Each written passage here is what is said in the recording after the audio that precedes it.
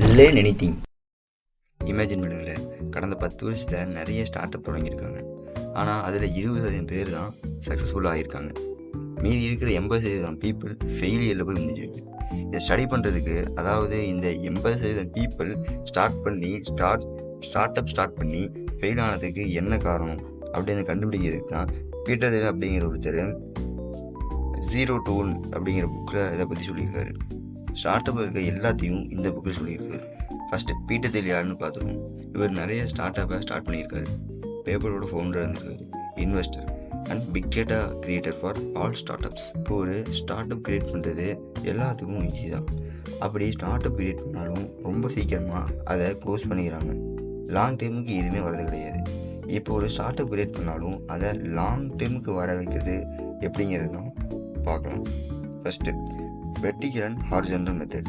இந்த மெத்தட் எப்படின்னா, யாருமே செய்யாத பிஸ்னஸ் செஞ்சால் மட்டும்தான் உங்களால் இந்த வெர்டிகல் லைனை, அதாவது 0 to 1 அப்படிங்கிறத அடைய முடியும். இப்போ எல்லாருமே செய்கிற பிஸ்னஸை செஞ்சால் உங்களால் ஹாரிசான்டலுங்கிற அந்த நிலைமை தான் அடைய முடியும். அதாவது 10 11 தான் இருக்க முடியும். இப்போ நீங்கள் செய்கிறது 0 to 1 அப்படிங்கிற ப்ராசஸில் இருந்தால் மட்டும்தான் உங்கள் பிஸ்னஸ் யூனிக்காக தெரியும்.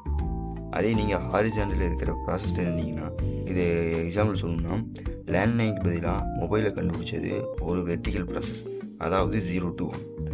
இதே லேண்ட்லைனுக்கு பதிலாக ஃபோன் பூத்து கண்டுபிடிச்சா அது ஹாரிசான்டல் ப்ராசஸ் 10 to 11. ஸ்டார்ட் பண்ணுற மாதிரி இருந்தால் அதை யூனிக்காக பண்ணுங்க.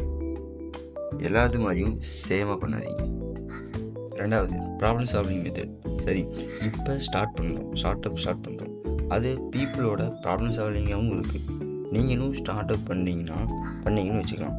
இப்போ உங்கள் பிஸ்னஸில் காம்படிட்டர்னு இருப்பாங்க. அவங்களும் நீங்கள் பண்ணுற மாதிரியே காப்பி பண்ணி பண்ணாலும் உங்கள் அளவுக்கு பெஸ்ட்டாக பண்ணாத அளவுக்கு உங்கள் ப்ராடக்ட் அண்ட் சர்வீஸ் இருக்கணும். இந்த மாதிரி க்ரியேட் பண்ணால் மட்டும்தான் இப்போ ஸ்டார்ட் அப் பண்ணாலும் லாங் டேர்முக்கு உங்களால் அந்த பிஸ்னஸில் இருக்க முடியும்.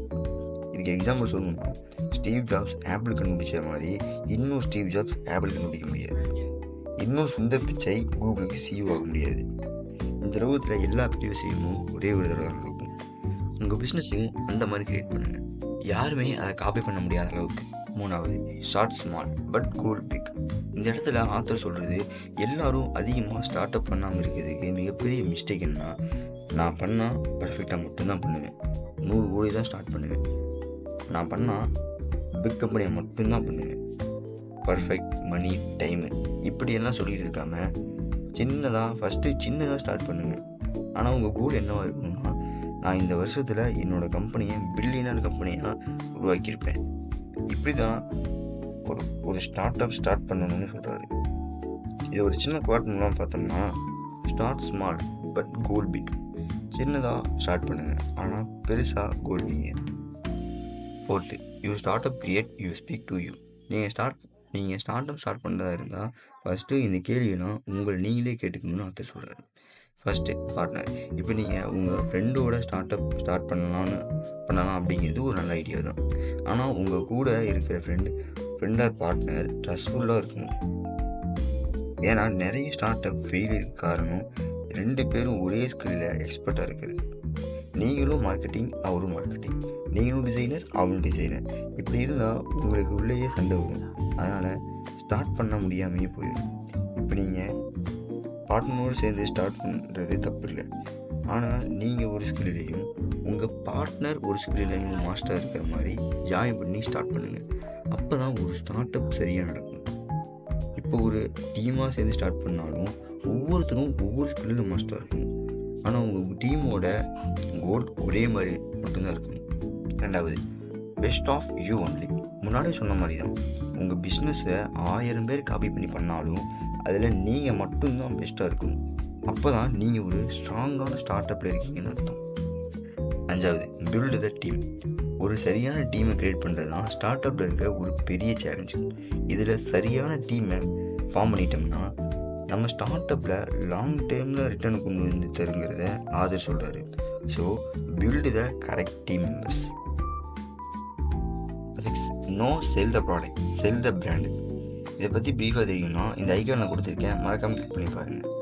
இப்போ இப்போ நீங்கள் வெளியே போய் ஒரு பேக்கரியில் காஃபி குடிக்கிறதுக்கும் அதே காஃபியை ஸ்டார்பக்ஸில் குடிக்கிறதுக்கும் டிஃப்ரெண்ட் இருக்குது. ஸ்டார்பக்ஸ் காஃபி நல்லா இருக்காது தான், ஆனால் ப்ரைஸு, எமோஷனு, ஃபீலிங்கு, ஸ்டேட்டஸு இப்படி நிறைய சொல்லலாம்.